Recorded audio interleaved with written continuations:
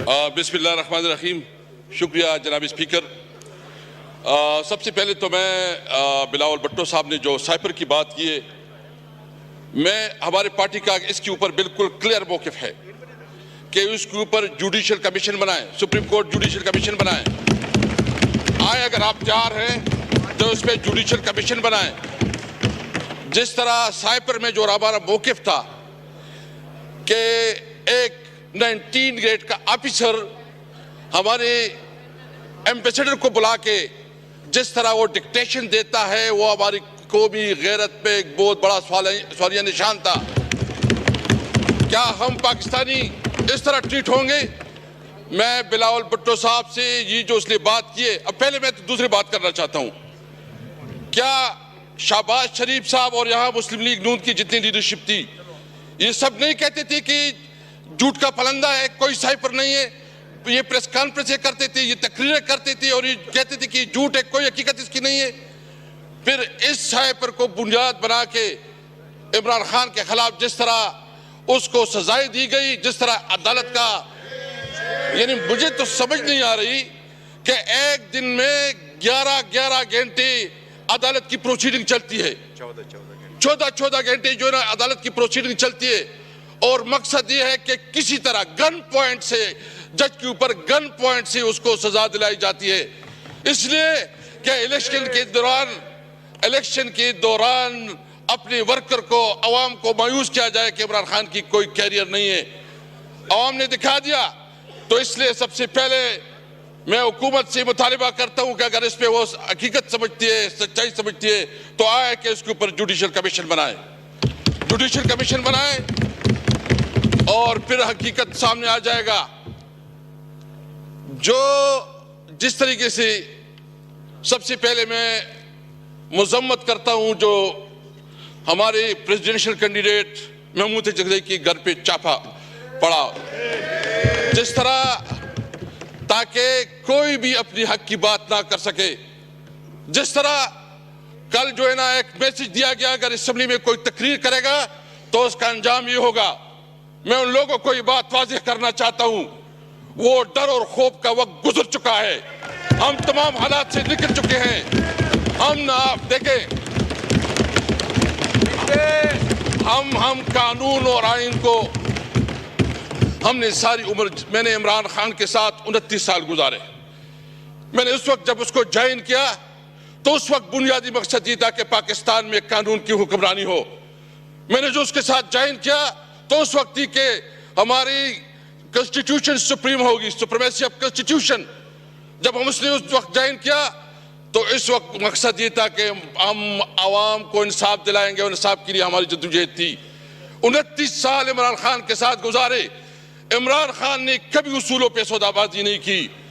उनके लिए आसान था कि वो भी एग्रीमेंट करता, मुल्क से बाहर चला जाता, लेकिन उसने न वो भागा है और उसने डट के मुकाबला किया। उसने तमाम ऑफर वो किए और उन्होंने फैसला किया है कि वो इस मुल्क में रह के हालात का मुकाबला करेंगे। मैं आपको कहते हैं कि इंशाअल्लाह ताला ना हमारा लीडर झुकेगा ना हम झुकेंगे इंशाअल्लाह ताला। अगर किसी का यह ख्याल है कि इमरान खान इस किस्म के हथकंडों से वो किसी उसके ऊपर आ जाएगा, किसी ऑफर को कबूल करेगा या कोई कंप्रोमाइज करेगा, कोई कंप्रोमाइज नहीं होगी। हमारा वही मकसद है कि पाकिस्तान के अंदर कानून की अलमबरदारी हो, आइन बालादस्त हो, मुल्क में हम आजाद जुडिशरी चाहते हैं। तो इसलिए मैं आज ये वाज़ेह करना चाहता हूं, अगर किसी की गलतफहमी है, ये जो लोग आए हैं ये सारे कुंदन बन गए, कुंदन, इसमें कोई डरने वाला नहीं है। मैं इस सीट पे, जनाब स्पीकर, मैं इस सीट पे रहा 3 साढ़े 3 साल। मेरे जिस तरह तौहीन और तज़हीक की गई, घरों पे छापे पड़े, गिरफ्तार किया गया, आधी आधी रात को उठाया जाता था, दबाव में लाया जाता था कि अपनी पार्टी बनाओ, दबाव में लाया जाता था कि तारिक इंसाफ छोड़ो, और दबाव में लाया जाता था कि परवेज खटक को शामिल करो। मैंने उस वक्त ये कहा था कि मैंने जिंदगी सबसे ज्यादा उम्र इमरान खान के साथ गुजारी है।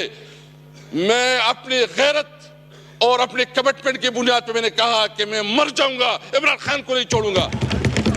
लेकिन मैं ये पूछना चाहता हूं कि अगर इस किस्म के ओहदों की भी तौहीन आज मेरे साथ कल आपके साथ होगा, खुदा ना करे, क्योंकि अगर ओहदों की, मैंने उसको कहा आप मेरी तौहीन नहीं कर रहे हैं, आप पाकिस्तान की तौहीन कर रहे हैं, आप पाकिस्तान की इस ओहदों की तौहीन कर रहे हैं, क्योंकि आपके सामने जो हम लोग जो पॉलिटिशियन हैं ये बिल्कुल आप किसी तरह इतना में नहीं समझते, इसलिए ये बात बिल्कुल वाज़ेह होना चाहिए।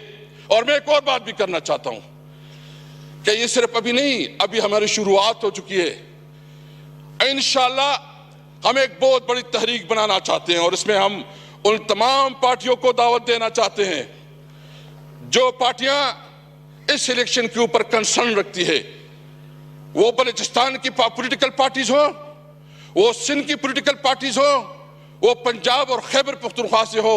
हम सबको इकट्ठा करेंगे आईन की बालादस्ती के लिए, हम सबको इकट्ठा करेंगे आजाद अदलिया के लिए, हम सबको इकट्ठा करेंगे सिविलियन सुप्रीमेसी के लिए इंशाअल्लाह ताला, हम सबको इकट्ठा करेंगे। ये बात भूल जाएं, ये तो आगाज है।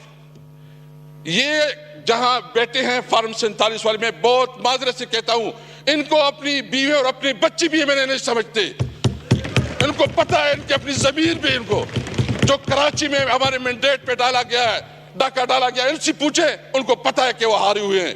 जो इस्लामाबाद से, उनको पता है कि वो हारे हुए हैं। जो पिंडी डिवीजन से है, उसको पता है कि वो हारे हुए हैं। उसने जो वज़ीर-ए-आज़म बनाया किया, उस वज़ीर-ए-आज़म की कोई से है, उसकी कोई वैल्यू है, उसकी कोई अखलाकी कुव्वत है?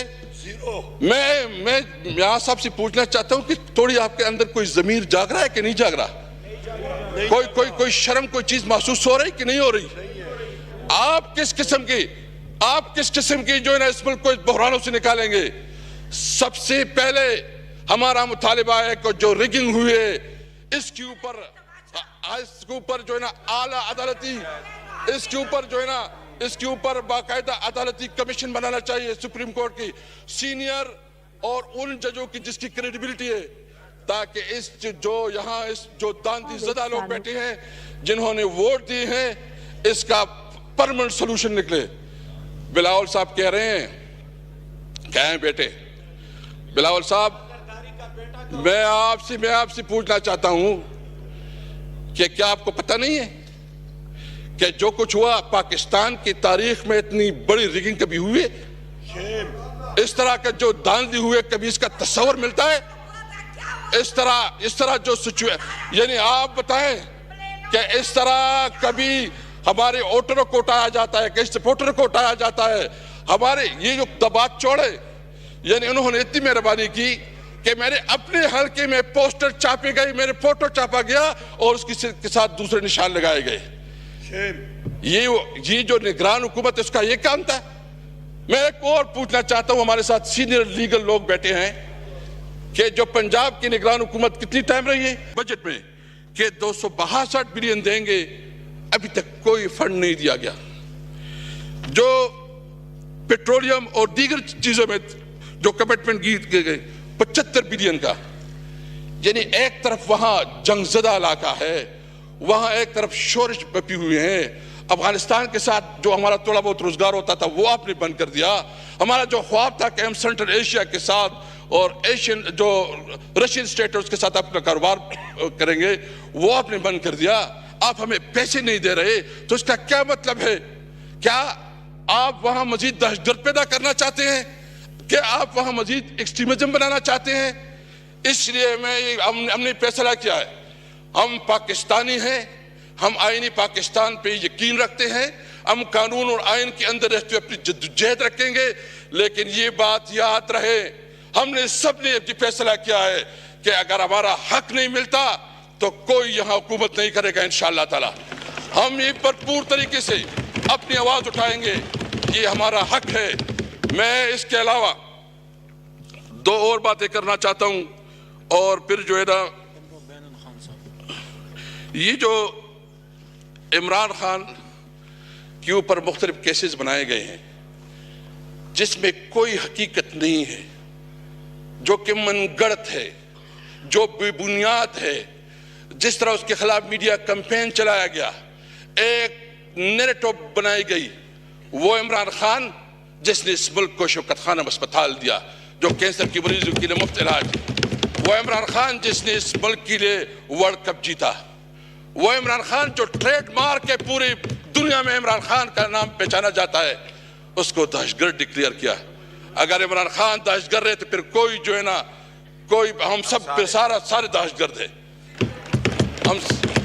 इसलिए अगर आप चाहते हैं मैं बिलावल साहब ने जो बातें की है, सबसे पहले आपने इमरान खान के खिलाफ, आपने शाह महमूद कुरैशी के खिलाफ, आपने हमारे सदर साहब चौधरी परवेज इलाही साहब के खिलाफ, हमारी ख्वातीन के खिलाफ, बुशरा बीबी के खिलाफ जो केसेस आप लोगों ने बनाए हैं वो फौरन वापस ले। आप उन तमाम केसेस को इमरान खान को रिलीज करवाएं और फिर जो एजेंडा है, हम बिल्कुल ये समझते हैं कि हम कॉन्स्टिट्यूशन की सुप्रीमेसी पे, हम आइन की बालादस्ती पे, हम आज़ाद जुडिशरी पे बिल्कुल हम ओपन है। सबसे पहले हमें हमारा हक दें जो हमसे हमारा हक 47 के जरिए जो है छीना गया है। हमें हमारे लीडरान को रिहा किया जाए और जो पैमरा ने बैन लगाया इमरान खान की ऊपर उसको दिखाया नहीं जा रहा है, वन साइडेड जो है ना सब कुछ चल रहे हैं, हम उसकी मजम्मत करते हैं और मुतालिबा करते हैं कि पैमरा जो है ये बैन उठाए। इंशाअल्लाह ताला। मेरे स्पीकर साहब, आपको पता है हमने जो सियासत की, मैं स्टूडेंट लाइफ से पॉलिटिक्स में रहा हूँ, हमारी ज़िंदगी का ये मकसद है। इमरान खान के साथ जब हम पहले थे 97 में इलेक्शन कंटेस्ट किया तो लोग हमें जो है ना हमारे साथ मजाक करते थे कि ये टांगा पार्टी है। हमने उसके साथ चलते रहे, जद्दोजहद की लंबा अरसा चले हैं। हम इस मुल्क में आइन और कानून के लिए इंशाल्लाह अपनी जद्दोजहद जारी रखेंगे। ये गलतफहमी दूर होनी चाहिए कि हम किसी दबाव और किसी के प्रेशर की वजह से अपने मौक़िफ़ से पीछे हटेंगे। अस्सलाम वालेकुम।